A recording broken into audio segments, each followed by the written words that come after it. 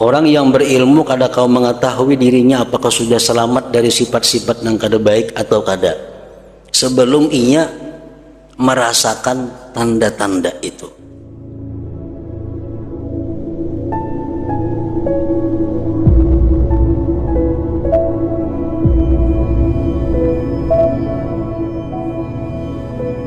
Bismillahirrahmanirrahim. Alhamdulillah rabbil alamin.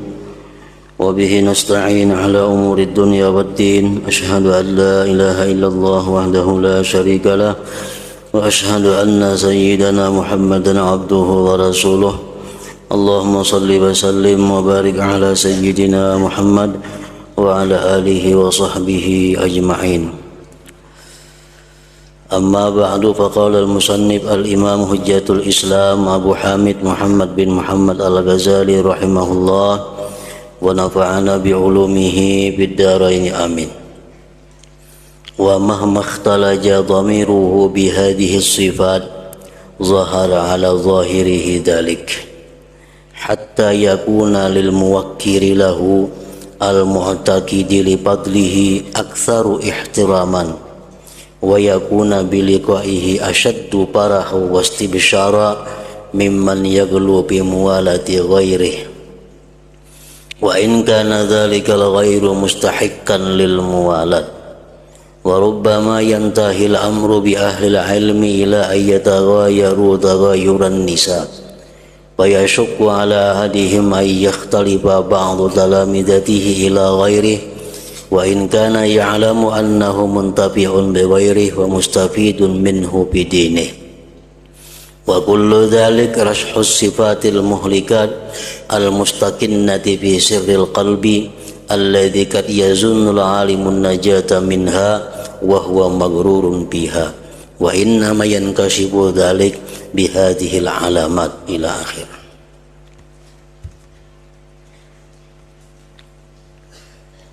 Makna kalamul Imam Al-Ghazali rahimahullah, manakala isi hatinya bercampur dengan sifat-sifat ini, maka tampaklah yang demikian atas zahirnya. Maksudnya, manakala isi hatinya orang yang alim, yang wara, manakala isi hatinya orang alim yang wara tadi bercampur dengan sifat-sifat ini. Sifat yang mana? Sifat yang ingin menampakkan kewaraannya, sifat yang ingin menampakkan keilmuannya, sifat yang ingin mencari kemasyhuran atau popularitas terkenal. Nah, bila hatinya bercampur dengan sifat-sifat ini, maka tampaklah yang demikian atas zahirnya. Artinya ketahuan, kelihatan pada perbuatan zahirnya orang yang berilmu, yang wara tadi. Sehingga bagi orang yang menghormatinya dan meyakini keutamaannya itu lebih banyak dihormati. Artinya orang yang alim yang wara tersebut lebih menghormati orang yang menuntut ilmu kepadanya daripada orang yang kada menuntut ilmu lawan inya.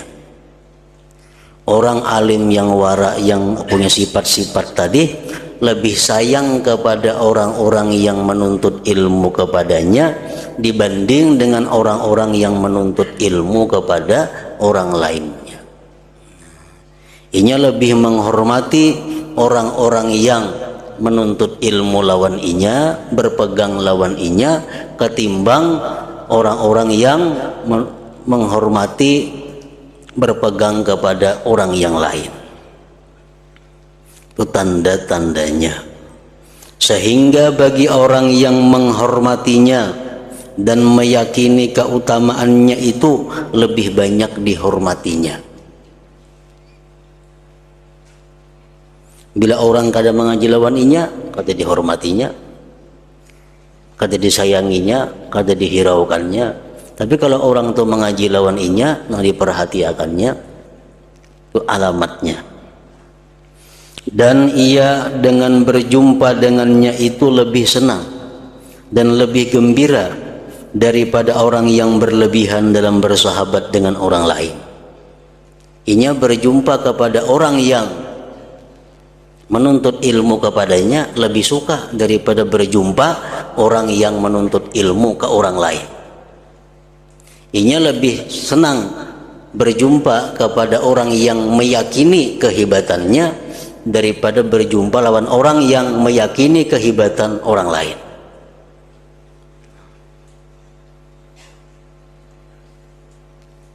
Umpamanya si A ini mengakui kehebatan inya, A ini mengakui keutamaan inya, sedangkan B ini meyakini keutamaan guru yang lain, memuliakan kepada guru yang lain. Nah, si inya orang alim ini kalau lebih mengutamakan kepada orang yang mengutamakan inya, nah itu tandanya kada biris. Tandanya orang alim ini punya sifat-sifat yang tercela itu. Dan ia dengan berjumpa dengannya itu lebih senang dan lebih gembira daripada orang yang berlebihan dalam bersahabat dengan orang lain, walaupun orang lain itu lebih berhak untuk persahabatan. Kita boleh membedakan penghormatan antara menghormati A lawan B. Kalau salah satu itu lebih saleh, lebih takwa, lebih alim, nah boleh kita menghormati orang itu lebih daripada menghormati orang yang biasa. Kalau kita menghormati seseorang karena inya itu memuji kita, kalau kita menghormati orang karena orang itu mengagung-agungkan kita, tapi kita kurang menghormati kepada yang lain yang tidak memuji kita, yang tidak mengagungkan kita, kurang kita menghormati. Nah, berarti kita ini punya sifat-sifat yang tercela. Berarti kita ada punya sifat-sifat ingin menampakkan kealiman, ingin menampakkan kewaraan dan mencari kemasyhuran, keterkenalan.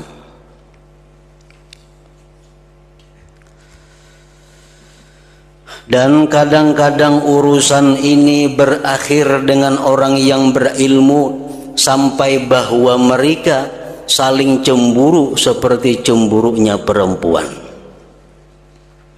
Maka berat atas salah seorang mereka yang bahwa sebagian muridnya mendatangi kepada orang lain, walaupun ia tahu bahwa murid itu mengambil manfaat dengan orang lain itu dan mengambil faidah daripadanya tentang agama.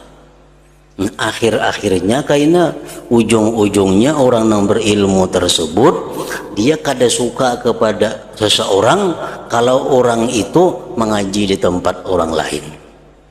Dia benci kepada muridnya kalau muridnya itu menuntut ilmu ke guru yang lain.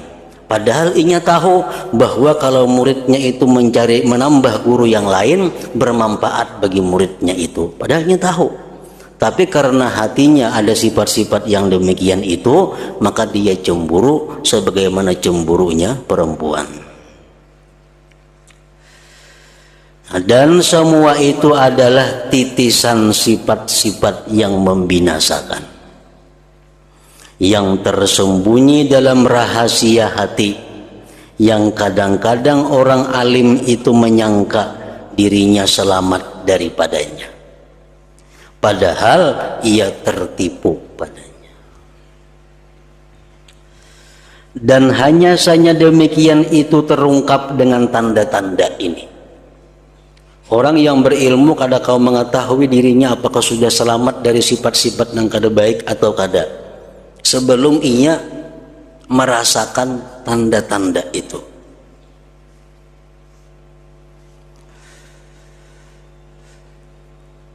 Dan hanya saja demikian itu terungkap dengan tanda-tanda ini. Dan fitnah orang alim itu besar. Ada kalanya ia menguasai dan ada kalanya binasa. Ada kalanya dia mampu mengatasi ujian itu dan ada kalanya dia tidak mampu mengatasi ujian itu. Dan tidak ada keinginan baginya pada keselamatan orang awam. Ini kada penting orang awam itu selamat, kadang-kadang penting inya dipuji, inya disanjung, inya dihormati, inya dimuliakan. Nah, itu tujuannya. Barang siapa merasa pada dirinya dengan sifat-sifat ini, kalau kita jadi orang alim, kalau kita mengajar, tapi di dalam hati kita timbul ada sifat-sifat kayak tadi. Bila orang mengaji lawan kita, kita hormati, kita sayangi. Orang mengaji ke lain, kadang kita hormati, kadang kita sayangi, bahkan kalau perlu dimusuhi. Nah, kalau kita merasa ada punya sifat-sifat seperti itu, maka yang wajib atasnya, atas orang yang berilmu tadi adalah beruzlah. Yang wajib beruzlah, menyendiri, mencari humul tidak dikenal, dan menolak untuk memberi fatwa manakala diminta orang. Kalau inya merasa hatinya masih seperti itu, kada usah mengajar, kada usah memberikan fatwa. Yang penting inya adalah mengurus dirinya sendiri dahulu, menghilangkan sifat-sifat yang kada baik dalam dirinya tadi. Masjid pada zaman sahabat radhiyallahu ta'ala anhum itu mengumpulkan sekelompok dari para sahabat Rasulullah sallallahu alaihi wasallam. Di Masjid Nabawi itu sepeninggalnya Rasulullah sangat banyak orang-orang alim, sahabat-sahabat Nabi. Mereka adalah para ahli fatwa. Mereka bisa berfatwa karena mereka mengaji dengan Rasulullah. Dan mereka saling menolak memberi fatwa. Kalau ada orang bertakun fatwa, mereka kalau bisa menolak. Kan bertakun ke anu si A aja, si A itu lebih banyak ilmunya daripada aku. Kan bertakun lawan si B aja, si B lebih banyak ilmunya daripada aku.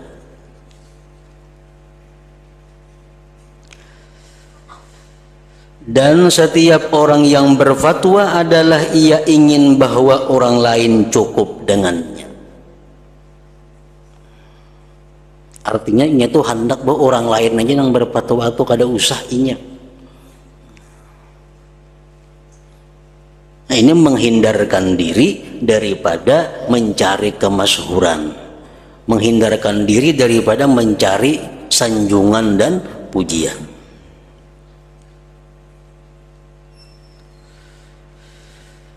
Nah, jadi orang-orang yang alim, orang-orang yang berilmu, yang dalam hatinya masih ada sifat ingin terkenal, dalam hatinya masih ada sifat ingin dipuji, disanjung, diketahui orang kehebatan-kehebatannya, orang ini paling baik baginya kada usah mengajar. Yang paling baik uzlah, menyendiri. Apa tujuan menyendiri? Memperbaiki diri terlebih dahulu.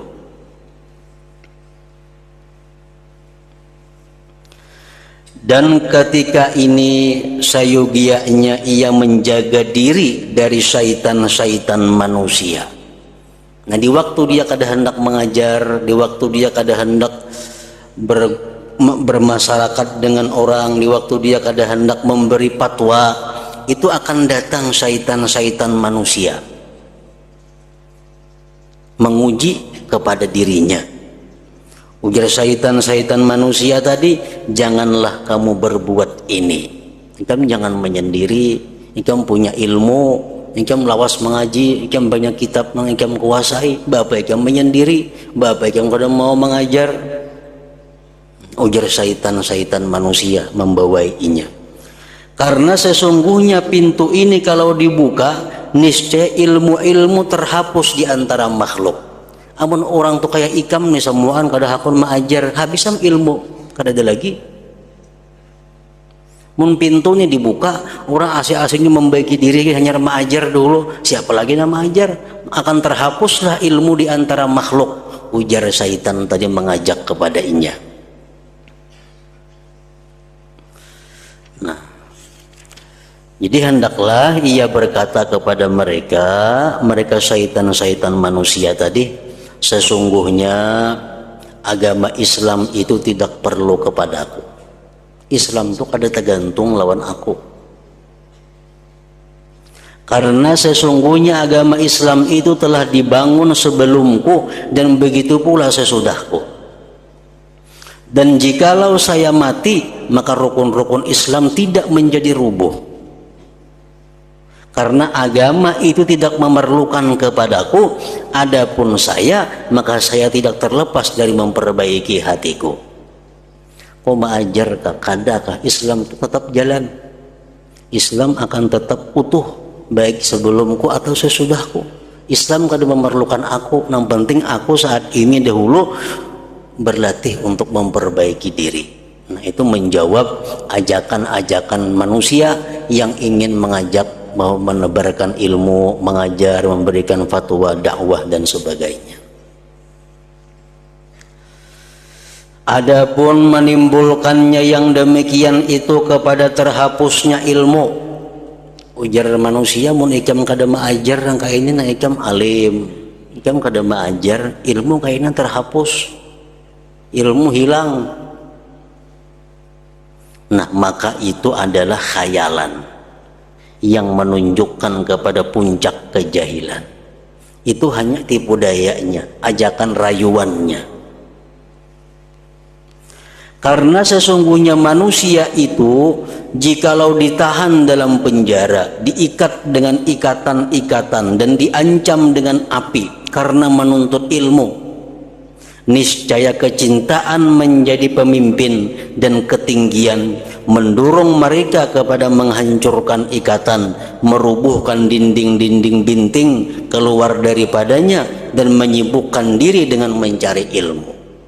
Artinya kalau kita nih kada hakun mengajar karena kita hendak memperbaiki diri, ilmu kada akan terhapus. Masih banyak orang-orang yang suka menuntut ilmu, masih banyak orang-orang yang suka mengajar karena mengajar itu adalah pangkatnya tinggi, kedudukannya tinggi. Masih banyak orang-orang yang berkeinginan untuk mendapatkan kedudukan itu.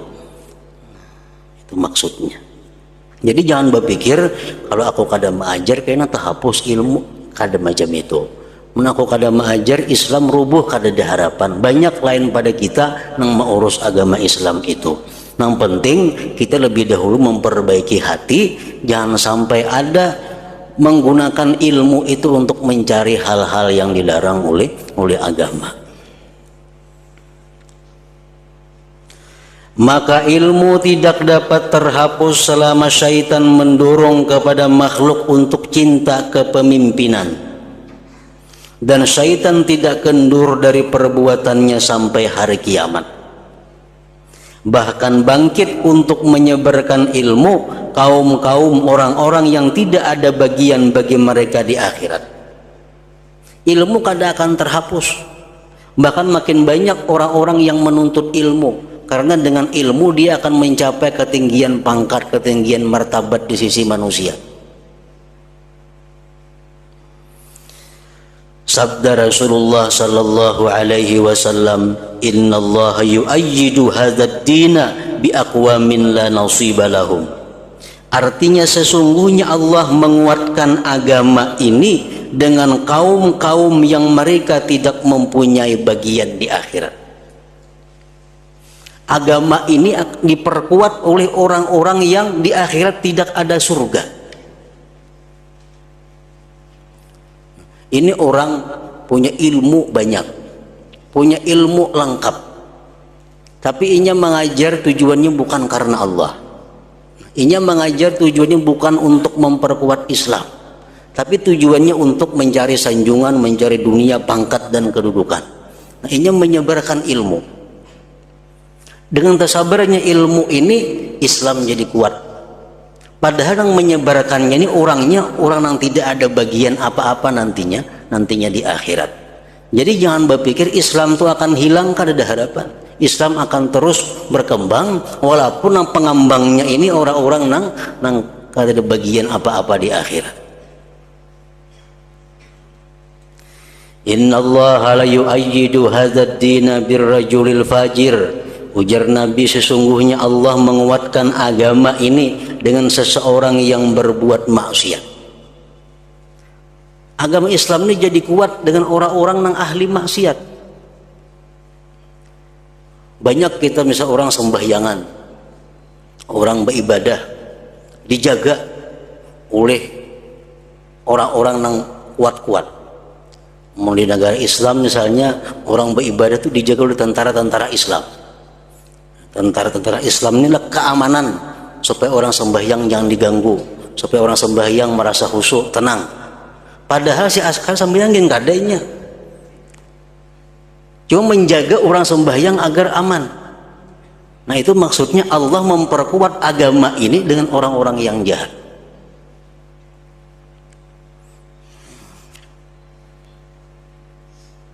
Mengadakan acara-acara syiar Islam, mengadakan acara pengajian-pengajian, maulah ini maulah itu, terlaksanalah pengajian, syiar Islam timbul.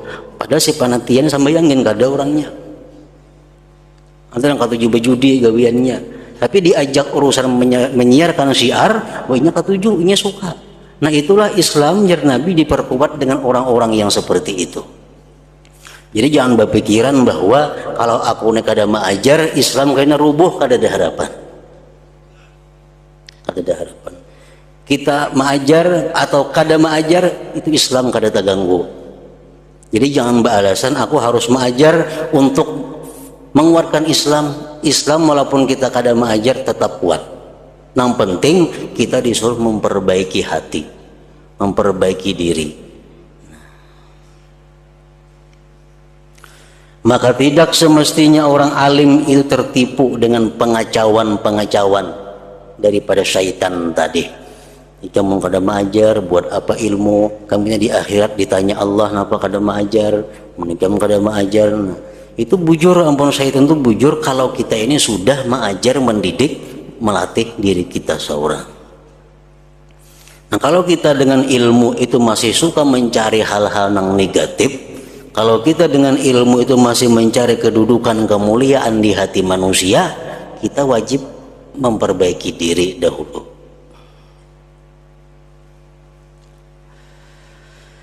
Maka tidak semestinya orang alim itu tertipu dengan pengacauan-pengacauan, lalu ia sibuk dengan bercampur dengan makhluk sehingga terdidik dalam hatinya cinta kedudukan, pujian dan penghormatan.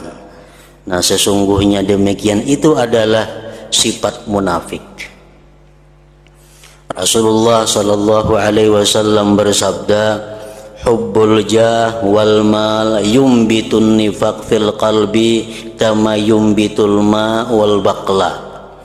Artinya ujar Nabi, cinta pangkat kedudukan dan cinta kepada harta itu dapat menimbulkan sifat munafik di dalam hati. Orang tuh mencari kedudukan, mencari pangkat di hati manusia, itu dia akan mudah berpura-pura jadi orang yang baik, padahal sebenarnya ini orang yang jahat. Lalu ditampilkannya keluar akhlak yang baik, akhlak yang mulia, tapi di dalam hatinya bersarang sifat-sifat yang jahat. Nah karena ini mencari pujian kedudukan, sifat munafik akan tumbuh dalam hatinya. Nah demikian pula orang-orang yang mencintai harta itu akan menumbuhkan sifat-sifat nifak di dalam hatinya. Cinta pangkat dan harta itu dapat menimbulkan sifat munafik dalam hati, sebagaimana air itu menumbuhkan sayur-sayur. Dan Rasulullah sallallahu alaihi wasallam bersabda, madibani dhariyani ursila bi zaribati ghanamin bi aktsara ifsadan biha min hubbil jah wal mal fi dinil mar'il muslim. Artinya tidaklah 2 ekor serigala yang buas yang dilepaskan dalam kandang kambing itu lebih banyak membuat kerusakan padanya daripada cinta pangkat dan harta pada agama seseorang muslim. Ini kambing di kandang, diandaki serigala, 2 ekor nang buas, maka kambing akan berantakan, matian dimakannya serigala. Karena dimakannya serigala berbuat kerusakan di situ. Nah, demikian pula hati seorang muslim kalau dimasuki sifat cinta kepada kedudukan, kehormatan, pangkat, kemuliaan, cinta kepada harta, itu akan merusak agama orang yang Islam tadi di dalam hatinya. Dan cinta kedudukan tidak dapat terlepas dari hati kecuali dengan mengasingkan diri dari manusia dan lari dari bergaul dengan manusia dan meninggalkan setiap apa yang menambah kedudukannya dalam hati manusia. Maka hendaklah pikiran orang alim itu dalam memahami yang tersembunyi dari sifat-sifat ini dari hatinya dan dalam mencari jalan keselamatan daripadanya. Dan inilah tugas orang alim yang bertakwa. Jadi orang alim itu disuruh jiwa tafakur, disuruh jiwa berpikir.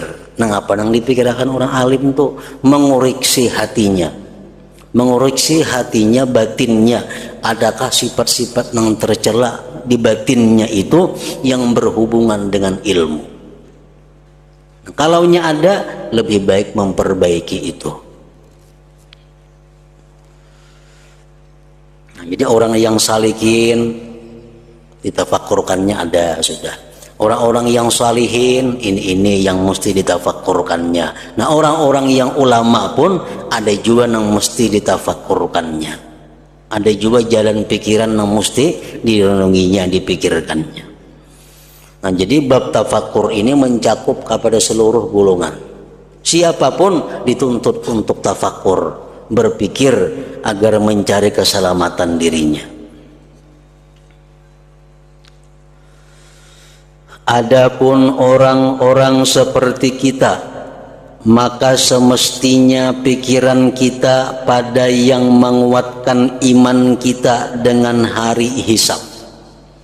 Nah, kalau kita lain lagi pulang, yang kita pikirkan ini adalah kayak apa caranya menguatkan keyakinan, keimanan tentang hari hisab, hari kiamat. Kita ini sudah yakin aja bakal mati. Kita sudah yakin aja bakal ada pertanyaan fitnah kubur, azab kubur, nikmat kubur. Kita yakin aja bahwa ada kaina padang mahsyar. Kita yakin aja di kaina pacang ada hisab, pacang ada mizan, bakal ada titian, bakal ada neraka atau surga. Itu kita yakin. Cuma keyakinan kita itu belum sampai kepada batas yang diharapkan. Nah, itu yang kita dituntut menguatkan lagi keyakinan tentang itu. Supaya keyakinan kita bertambah kepada hal-hal yang berkaitan dengan akhirat tadi. Kita percaya, surga ada, percaya. Siapa aja yang madahkan surga itu ada, kita ada percaya. Karena kita sudah yakin bahwa surga itu ada. Nah, tapi yakin kita kada sampai batas yang cukup. Yakin kita kada sampai ke batas membuahkan sesuatu perbuatan.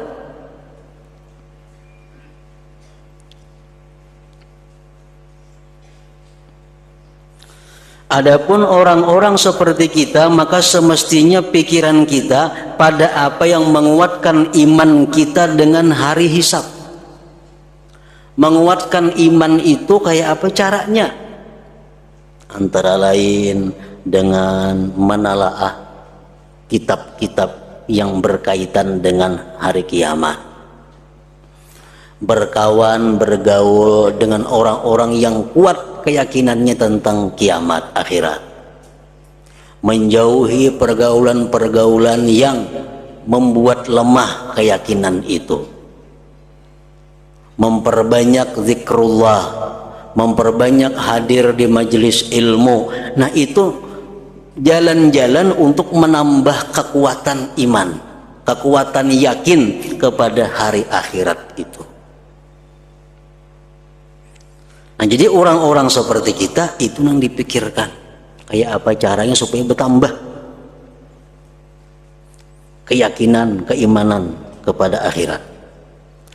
Karena orang-orang salaf yang saleh, jikalau melihat kepada kita, orang-orang bahari itu nang salihin, amunnya melihat kita nih, niscaya mereka berkata, sesungguhnya mereka tidak menganggap kita beriman kepada hari hisab. Menganggap kita, nyakabuan para sahabat, para tabi'in tuh melihat kelakuan kita, wah ini nih dipadahannya kita nih kada beriman lawan hari akhirat itu. Kada nang berimannya lagi kita nih. Kalau ini melihat gerak-gerik tingkah laku kita, maka tidaklah amal perbuatan kita itu amal perbuatan orang yang beriman dengan surga dan neraka. Gawian kita, amal kita ini macam amal orang nang kada percaya lawan surga dan neraka. Bujur kita yakin surga neraka tuh ada, tapi praktik nang kita gawi hari-hari kayak orang nang kada percaya lawan surga neraka itu.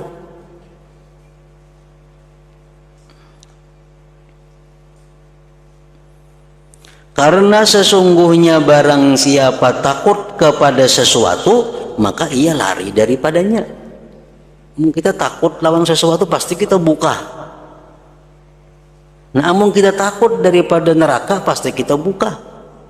Dan barang siapa mengharapkan sesuatu, niscaya ia mencarinya.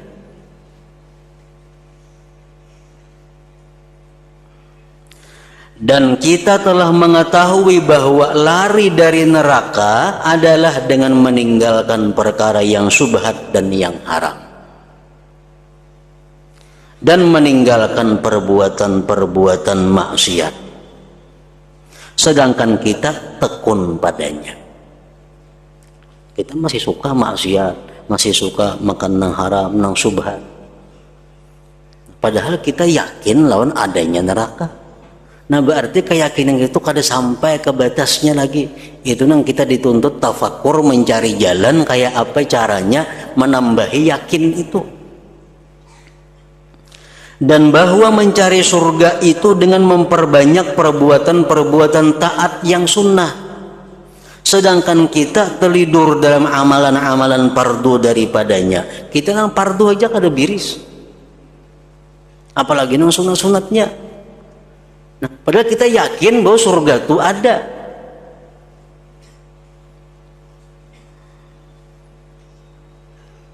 Nah, maka tidak hasil bagi kita dari buah ilmu selain bahwa orang mengikuti kita dalam ketamaan kepada dunia dan kerakusan kepadanya. Dan dikatakan bahwa jikalau ini adalah tercela, niscaya para ulama itu lebih berhak dan lebih utama untuk menjauhinya, kerakusan kepada dunia dan kecintaan daripada kita. Dan mudah-mudahan kita seperti orang awam, apabila kita mati maka dosa-dosa kita mati bersama kita. Orang-orang awam ini bila mati habis dosanya. Nah, kalau orang-orang yang berilmu, apalagi mereka sudah mengarang kitab, memberikan fatwa, kalau kitab itu keliru, fatwanya salah, walaupun inya mati, dosanya kada mati, karena tetap dipakai orang kesalahannya itu. Maka alangkah besar fitnah yang kita hadapi, ujian yang kita hadapi jikalau kita berpikir. Maka kita memohon kepada Allah Ta'ala agar memperbaiki kita dan memberi taufik kepada kita untuk bertobat sebelum Dia mematikan kita. Sesungguhnya Dia yang maha pemurah, yang maha lembut dengan kita, yang menganugerahkan kenikmatan kepada kita. Maka inilah jalan-jalan pikiran para ulama dan orang-orang saleh tentang ilmu muamalah. Ilmu muamalah, ilmu memperbaiki hati, ilmu memperbagusi akhlak, ilmu membujurakan ibadah, itu ilmu muamalah ngarannya. Kalau mereka selesai daripadanya, sudah selesai, dapat mengatasi hati, dapat menekan nafsu ammarah, selesai sudah mengurus itu, maka terputuslah berpalingnya mereka dari diri mereka dan mereka naik daripadanya kepada tafakkur tentang keagungan Allah dan kebesarannya, dan merasa nikmat dengan menyaksikannya dengan mata hati. Nah, kalau sudah hati kita bersih dari sifat-sifat nang kada baik, kita perhiasi dengan sifat-sifat nang baik, sudah beres, sudah selesai. Nah, hanya kita naik ke mana? Naik ke kelas tafakkur berikutnya. Tafakkur merenungi tentang keagungan Allah, kebesarannya, dan merasakan nikmat yang diberikannya. Dan demikian itu tidak sempurna kecuali setelah terlepas dari semua sifat-sifat yang membinasakan dan bersifat dengan sifat-sifat yang menyelamatkan. Kita kada akan bisa tafakkur keagungan Allah, kita kada akan bisa tafakkur kebesaran Allah, kita kada akan bisa merasakan sebenarnya nikmat Allah kalau hati kita masih bersifat-sifat kada baik, belum berhias dengan sifat yang baik. Dan kalau tampak sesuatu daripadanya sebelum yang demikian itu, misalnya belum beres tapi memperbaiki hatinya, tapi kadang-kadang ada hendak tafakkur tentang keagungan Allah, maka ia orang yang kemasukan, yang sakit, yang keruh, lagi terputus, dan ia adalah lemah seperti kilat yang menyambar, yang tidak tetap dan tidak kekal. Kalau kita masih belum membaiki hati daripada sifat tercela, belum memakaiani hati dengan sifat terpuji, kalau kita hendak tafakkur tentang keagungan Allah, hendak tafakkur tentang keindahan perbuatan Allah, nah itu kita kada kawalawas, lemah macam kilat satu mata.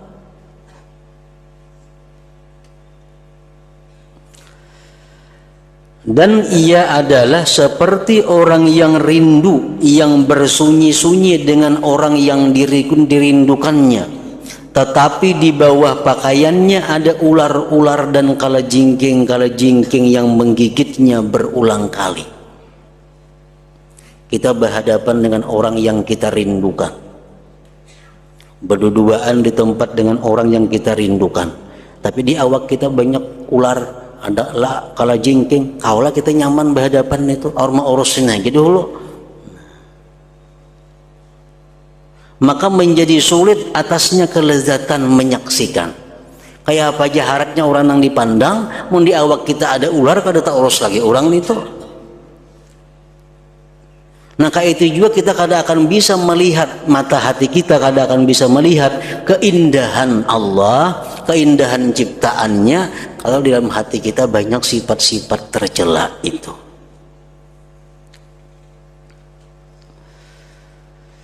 Dan tidak ada jalan baginya pada kesempurnaan memperoleh kenikmatan kecuali dengan mengeluarkan kalajengking dan ular dari pakaian. Itu diusir dahulu. Ularnya dijauhkan, kalajengkingnya dijauhkan, hanya kawan nyaman memandang orang yang dirindukan tadi. Dan sifat-sifat yang tercela ini adalah kalajengking dan ular, dan itulah yang mengganggu dan menyakitkan. Kenapa kita sembahyang kada mau nyaman, baca Quran kada mau nyaman, berselawat kada mau nyaman, padahal orang yang kita zikiri orang yang sangat indah, orang yang kita salawati ini orang yang sangat mulia, sangat tampan, sangat semua-muanya. Kenapa kita kada mau nyaman? Karena di awak kita kebanyakan penghalang yang mengganggu untuk kenyamanan itu. Jadi sifat-sifat tercela itu diumpamakan dengan kalajengking dan ular. Itulah yang mengganggu dan menyakitkan. Dan dalam kubur bertambah sakitnya gigitannya atas gigitan kalajengking dan ular. Nah, dan kadar ini cukup untuk memperingatkan atas jalan-jalan fikiran hamba tentang sifat-sifat diri yang dicintai dan yang dibenci di sisi Tuhannya yang maha tinggi. Nah, jadi perinciannya ini lebih luas lagi ada. Kalau kita seorang pedagang, apa yang mesti kita pikirkan dalam hari-harinya? Kalau kita orang penuntut ilmu, apa yang mesti kita tafakkurkan dalam ibadah tafakkur itu? Kalau seorang perempuan, apa yang perlu kita tafakkurkan sehingga dia menjadi perempuan yang baik? Kalau menjadi pejabat penguasa, apa yang mesti dia tafakkurkan agar dia menjadi pejabat yang bagus, yang diridai Allah? Nah, semuanya itu diatur, ada cara-caranya. Jadi kada sama tafakkur itu antara orang A dengan orang B, tergantung pekerjaan gawiannya sehari-hari. Nah, bagian kedua adalah berpikir tentang keagungan Allah, kebesarannya dan kesombongannya.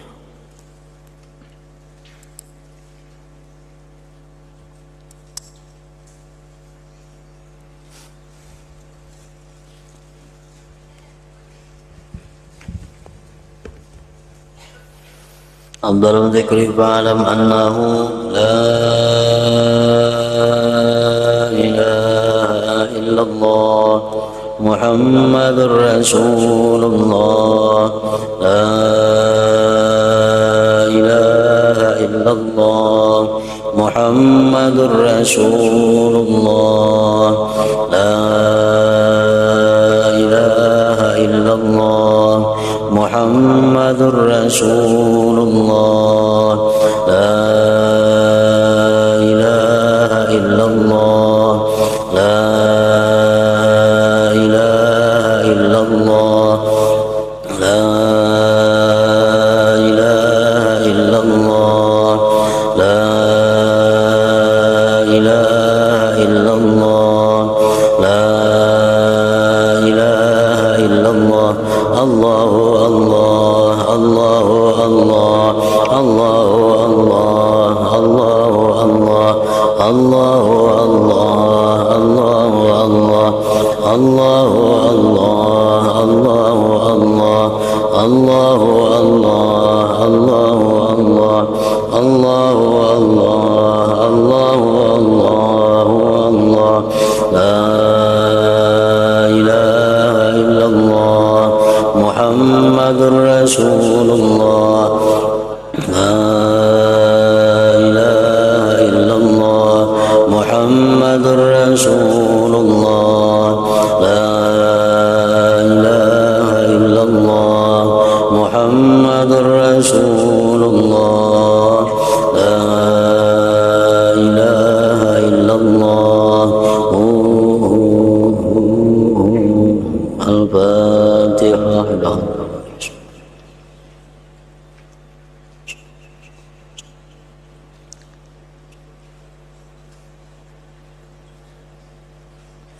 يا أيها الرجل منه شفاعة صلوا عليه وسلموا تسليما. اللهم صل